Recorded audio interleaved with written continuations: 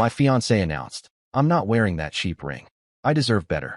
I smiled, put it back in the box, and called the jeweler with a very specific request the next morning. My name is Noah. I'm 28, and I never thought the moment I proposed would be remembered not for love, but for humiliation. Marina, the woman I had been dating for nearly 3 years, was sitting across from me in a small Italian restaurant downtown. It wasn't fancy, but it was the kind of place where we'd had countless date nights, and I had always imagined it would be special to ask her to marry me there. The evening started off fine. She wore a dark green dress that shimmered under the warm lights. She kept checking her reflection in the window, fixing her hair, laughing too loudly when the waiter made a joke. I noticed it, but I brushed it off as nerves. I was nervous too. My hand kept brushing the small box in my pocket, the weight of it reminding me of the step I was about to take. When dessert came out, I pushed my plate aside and reached for the box. The chatter in the restaurant dimmed for me. Like I was underwater, every sound muffled except the pounding in my chest. I got down on one knee, pulled out the ring, and asked the question I had rehearsed in my head 100 times. For a split second, her expression lit up with something close to shock. But then, just as quickly, her face hardened. She didn't cover her mouth in surprise or cry like I had seen in those endless engagement videos online. Instead, she leaned back, narrowed her eyes at the ring, and let out a laugh that didn't sound nervous at all. "You're serious? That's the ring," she said, not even lowering her voice. The people at the tables around us turned their heads. My throat went dry. I glanced down at the ring again. It wasn't massive, but it was a classic design, a simple white gold band with a modest diamond I had worked overtime for months to afford. To me, it symbolized effort and devotion. To her, it was apparently a punchline. Marina shook her head, her words sharp and deliberate. "Noah, I'm not wearing that cheap thing. I deserve better." The waiter, standing nearby with a tray, froze mid-step. A couple 2 tables over stopped mid-bite. I stayed on one knee, but my entire body stiffened. I wanted to disappear. I closed the box without saying a word, stood up, and placed it back into my pocket. The restaurant was silent except for the sound of Marina's laugh, which she let out like she had won some twisted game. That moment could have broken me. Instead, something inside me shifted. I forced a smile, sat back down, and signaled for the check. Her voice carried over the table, unbothered. "If you think I'm going to show that ring to my friends, you're out of your mind." My cousin's fiancé gave her a rock twice the size. I'm not settling for less. The humiliation was sharp, but I didn't let it show. I nodded, paid the bill, and walked her to the car. She complained the whole way about her shoes, about the restaurant not being as high-end as she had hoped, about the fact that I had embarrassed her by not spending more. I barely responded. My mind was already moving in a new direction. That night, when I dropped her off at her apartment, she gave me a perfunctory kiss on the cheek and reminded me she had a dress fitting in 2 weeks just in case I decided to do better. Then she slammed the door behind her. I drove home in silence, parked outside my apartment, and sat there in the dark for an hour. My humiliation turned into something sharper, clarity. Marina had exposed herself, and I finally saw her without the fog of infatuation.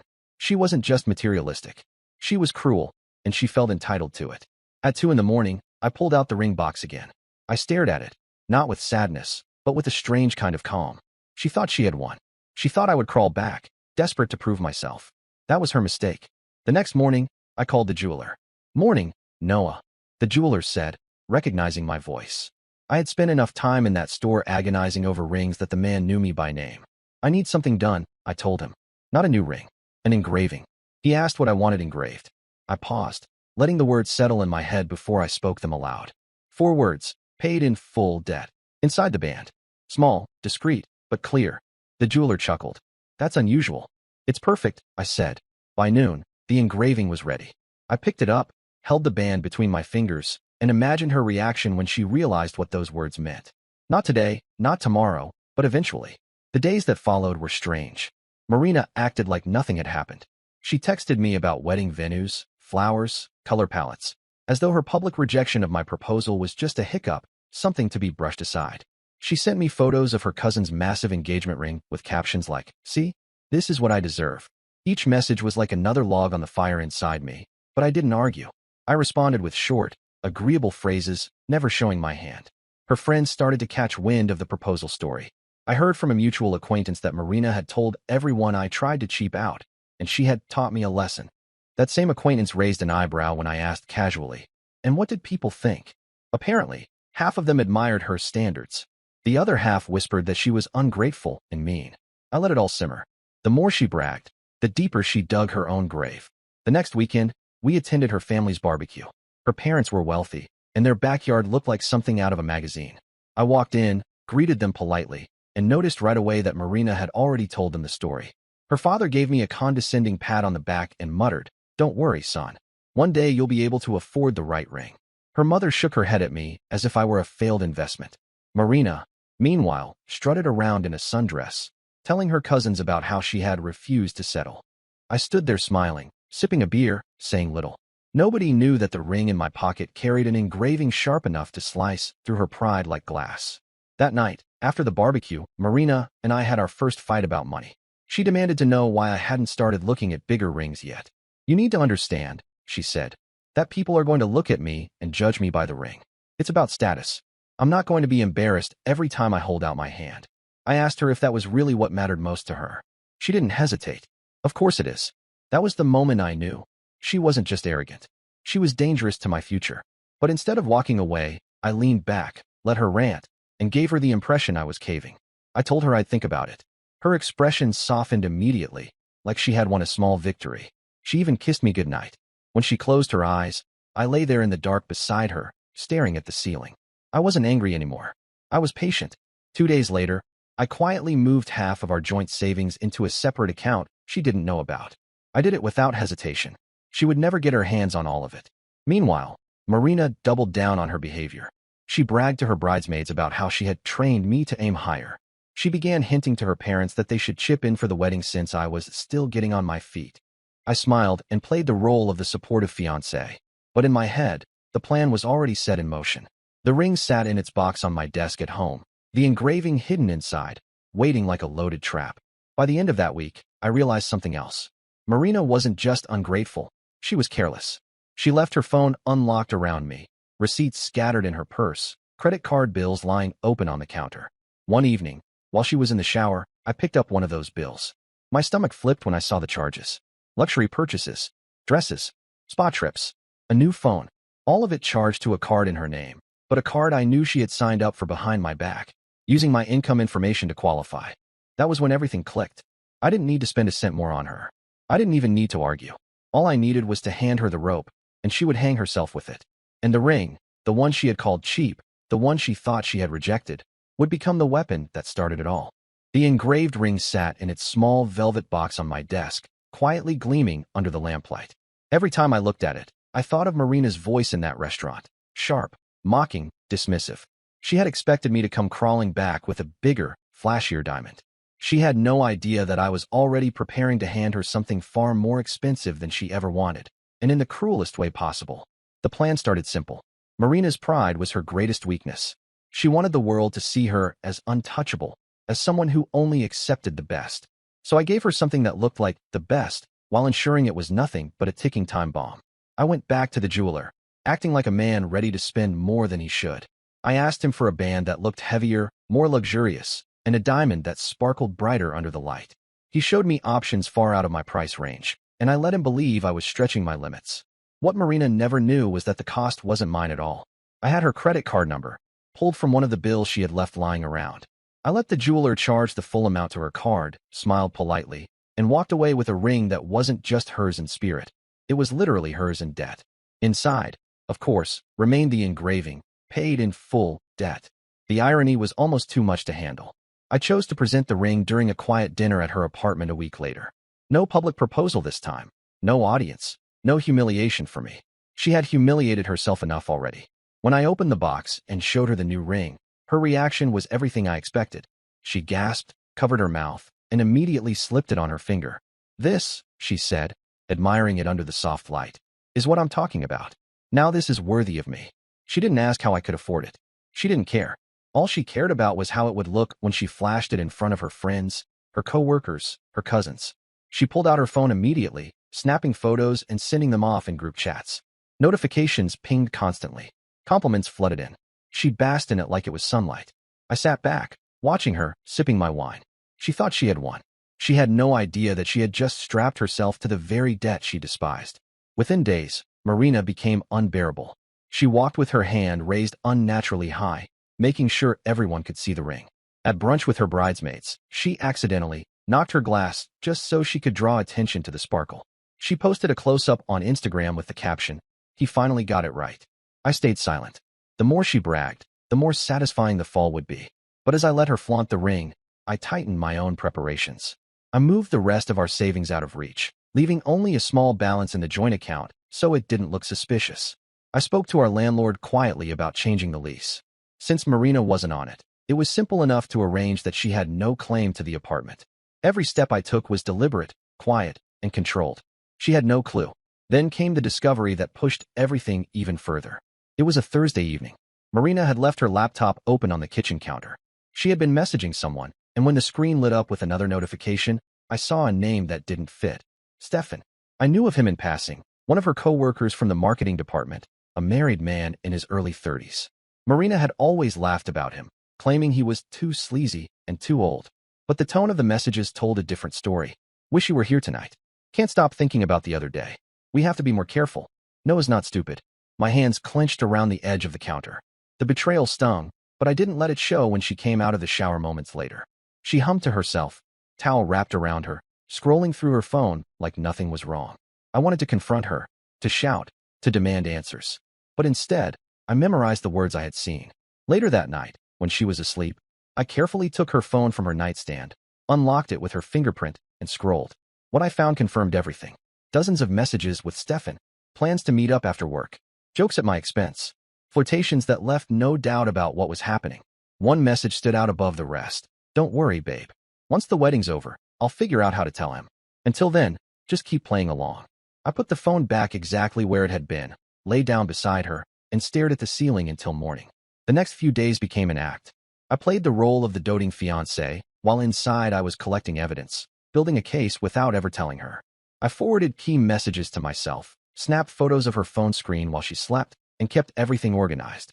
Not because I needed them for court or anything like that, but because when the time came, I wanted everyone to see exactly who she really was. Marina, oblivious, became more brazen. She invited Stefan to our engagement party under the excuse of keeping things professional since he's part of her team. When I raised an eyebrow, she shrugged it off. "Don't be insecure. He's married." The audacity almost made me laugh. Around this time, cracks started to appear in her financial facade. The credit card bills piled higher. She spent recklessly, designer clothes, a spa retreat, even a deposit on a wedding dress far outside what we had budgeted. She treated money like it was endless, while I knew she was unknowingly burying herself deeper into her own trap. One night, I watched her at her vanity, slipping on earrings and admiring herself in the mirror, the engraved ring catching the light. "You're quiet lately," she said, not even glancing back at me. "Just tired from work," I replied. "You should be excited," she said. "We're building our future." I looked at her reflection and thought, "You're building your own destruction, and you don't even know it." By mid-month, the jeweler's bill had arrived, in Marina's name, sent to her email, but I had access. I saw the total, a figure that would make her choke. I could have told her then, but I didn't. Timing was everything. I needed her to wear that ring proudly, to flaunt it, to make it part of her identity before the truth tore it all apart. The engagement party was set for the end of the month. Her parents had rented out a banquet hall. Marina was giddy, obsessing over every detail, every guest list change, every decoration. She spent hours picking out a dress for herself, while I let her think I was indifferent. She invited everyone who mattered to her: family, friends, co-workers. Stefan was on the list, of course. So was his wife, though Marina clearly hoped she wouldn't show. I said nothing. I just prepared. The ring had done its job. It had inflated her pride, distracted her from my moves, and tethered her to a debt she didn't even realize she carried. But the ring was only the beginning. The real collapse was coming, and it was going to be public. The night before the party, I couldn't sleep. I lay in bed, listening to Marina snore softly beside me, her phone buzzing occasionally with late-night messages she thought I didn't see. I stared at the ceiling, running through everything in my head like a chess game. Every move she had made was selfish. Every word she had spoken was cruel. Every betrayal she had committed was deliberate. And tomorrow, I was going to let her expose herself in front of everyone she had tried so hard to impress. The banquet hall smelled of champagne and roses. Marina's parents had gone all out, renting a place with chandeliers, white linen tables, and a stage set up for speeches. It was meant to be the highlight of Marina's social life, a chance for her to parade herself and her new diamond in front of every family member, co-worker, and childhood friend she wanted to impress. When we arrived, Marina clung to my arm, already smiling for the cameras. Her cousins hovered with their phones out, snapping photos. Marina leaned into me, whispering, "Don't slouch. People will be looking at us." I gave her a small nod, my face calm, though my stomach buzzed with a different kind of energy. This wasn't nerves. This was anticipation. Her father shook my hand with the same patronizing tone he'd always had. "Looks like you finally did it right, Noah. About time." Her mother's eyes went straight to Marina's hand. "Now that's a ring worthy of our daughter." Marina lifted her chin proudly, turning her hand just so the diamond caught the light of the chandeliers. The oohs and ahs rippled through the guests. She soaked it in like it was fuel. She had no idea she was carrying the instrument of her own downfall. The night started normally enough. Drinks, small talk, photos. Marina was in her element, introducing me as if I were a trophy she had trained into compliance. She dropped comments like, "He finally came through," and "I knew he had it in him." Each one drew forced laughs, side glances, and whispered conversations. I played along, smiling, nodding, letting her dig herself deeper. Halfway through the evening, Stefan arrived. He came alone, wearing a smug grin that made my fists itch. Marina lit up the second she saw him, excusing herself from her bridesmaids and drifting toward him with a little too much excitement. I watched from across the room as they leaned close, speaking in hushed voices. A hand on her arm, a brush of her hair behind her ear. They were careful, but not careful enough. Stefan's absence of his wife didn't go unnoticed, either. Whispers spread fast in a room full of people who thrived on gossip. I didn't approach them. Not yet. Timing was everything. Dinner came next. Plates of roasted chicken, salmon, and pasta were served as the room buzzed with chatter. Marina insisted on making a toast. She stood, glass raised high, her ring glittering under the light, and said, "To the man who finally proved he could rise to the occasion." A wave of laughter, half genuine, half awkward, passed through the tables. My jaw tightened, but I smiled anyway. She thought she was clever. She had no idea that the punchline wasn't hers. When she sat back down, she leaned close and whispered, "See how happy they are. You should thank me for making you step up." I sipped my drink, saying nothing. The moment came after dessert, when the room had quieted and the stage was set for speeches. Her father had just finished a long monologue about family, tradition, and expectations. People clapped politely. Marina stood, ready to announce the wedding date. That's when I rose too. "Before we move forward," I said, my voice steady, "I'd like to share something with everyone." The room fell silent. Marina blinked, surprised, but forced a smile, as if she assumed I was about to shower her with compliments. Instead, I reached into my jacket pocket and pulled out a small envelope. I handed it to Marina in front of everyone. "This is for you." Confused, she opened it. Her smile faltered. Inside was a printed copy of the jeweler's bill, thousands of dollars, charged to her own card. Her name was bold at the top. She looked up, panic flickering in her eyes. "What is this?" I spoke clearly, letting the words carry. "It's the bill for your ring. The one you've been flaunting. I didn't pay for it. You did. Every cent engraved inside is a reminder. Paid in full debt. Because that's what this ring really means. Not love. Not commitment. Just debt." Gasps filled the room. Heads turned. Her bridesmaids leaned forward to see. Her parents' faces drained of color. Marina stammered, "That's not. He's lying. This isn't." But I wasn't finished. I tapped my phone, and the projector screen behind us flickered to life. Messages filled the wall, screenshots of her late-night conversations with Stefan, lines of flirtation, plans to meet, jokes about me. The silence in the hall shattered into chaos. Stefan, pale, shot to his feet. "This is private," he barked. But the damage was already done. Someone in the back gasped louder than the rest. Stefan's wife had arrived after all, slipping in unnoticed. She stood there now, frozen, reading the messages for herself. Her face crumpled as she turned and stormed out, slamming the doors behind her. Marina's friends covered their mouths. Her parents looked like they had been slapped. The room was a storm of whispers and glares. Marina tried to grab my arm. "Noah, stop this, please, let's talk." I pulled away, my voice calm. "No more talking. You wanted a better ring, a better life, better everything. All you've done is bury yourself. Everyone can see it now." I gestured to her hand. "Go ahead, show them the engraving. Let them read it." She hesitated, but someone had already taken her hand, curious. The band passed around quickly, and when the words inside were read aloud, "Paid in full. Debt," the hall erupted. Some laughed. Others shook their heads in disgust. The whispers turned into open ridicule. Her humiliation was complete. I didn't wait for more. I stepped off the stage, walked calmly through the stunned crowd, and left the hall without looking back. Outside, The night air was cool against my skin. I took a deep breath, feeling the weight of months of deception slide off my shoulders.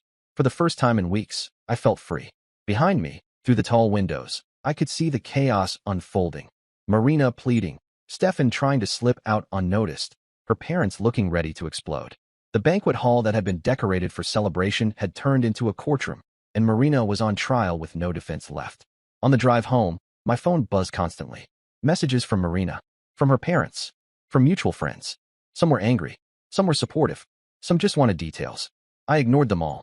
When I reached my apartment, I sat on the edge of my bed, staring at the empty ring box on my nightstand.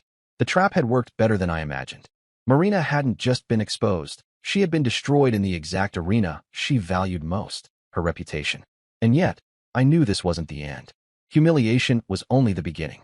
The real consequences would come after, when her debts caught up with her, when her family turned their backs, when Stefan's marriage collapsed. The storm was just starting. The morning after the engagement party, I woke to a phone buzzing nonstop on the nightstand. Not mine, Marina's. I had left her in that banquet hall the night before, standing in the middle of her ruined celebration, but she hadn't stopped calling since. 48 missed calls, dozens of texts.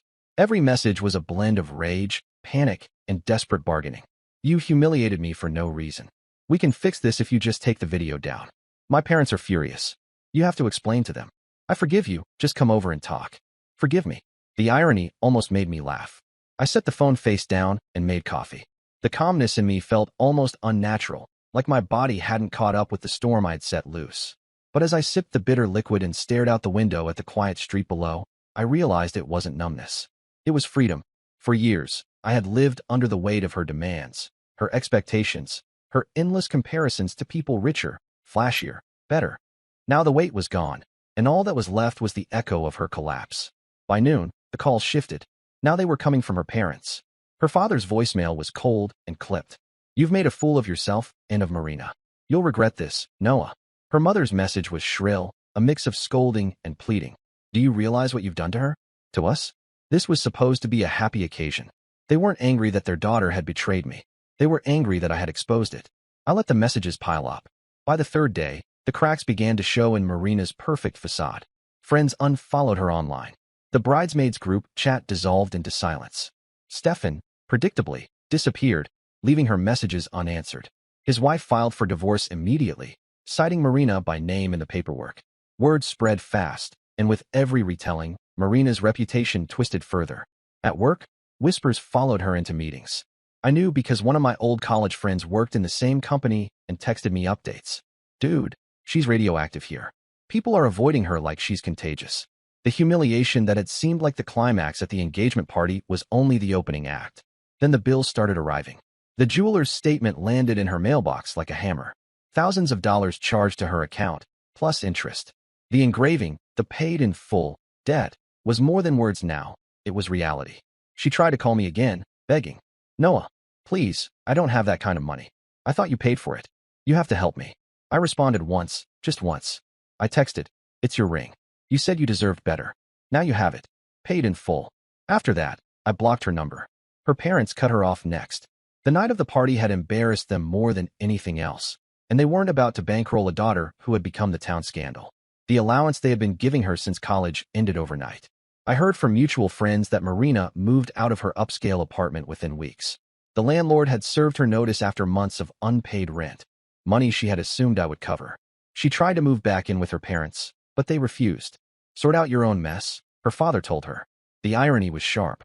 The same parents who had mocked me for not being enough now abandoned her when she had no one else. Meanwhile, I tied up the last loose ends. I closed the joint account completely.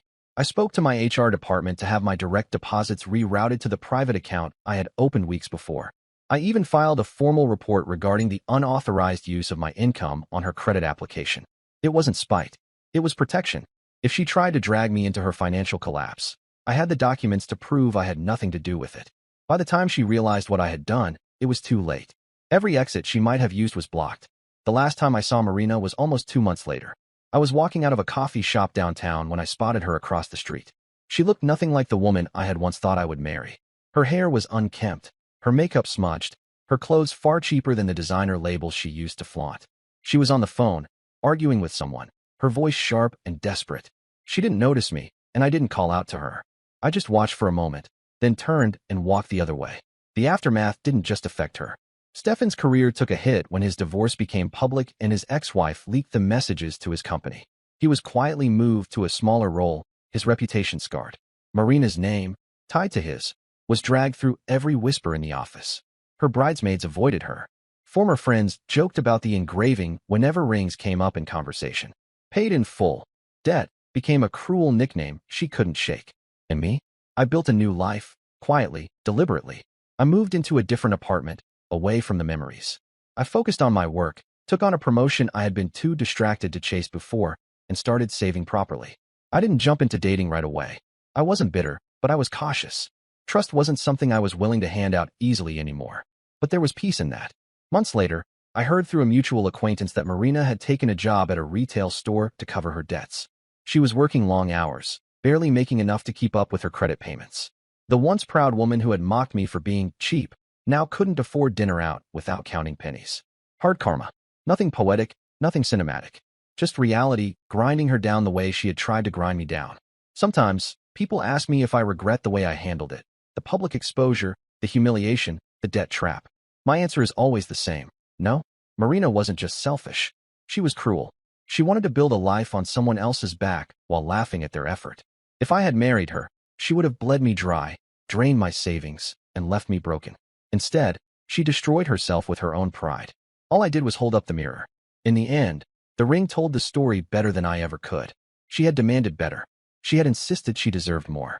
And what she got was exactly what she asked for, a symbol of her greed, engraved with the truth she couldn't escape, paid in full, debt. And that's the story. If you're still here, that means you're one of us. So go ahead, hit that subscribe button. I drop new chaos every single day, and trust me, tomorrow's story, it's even worse than this one.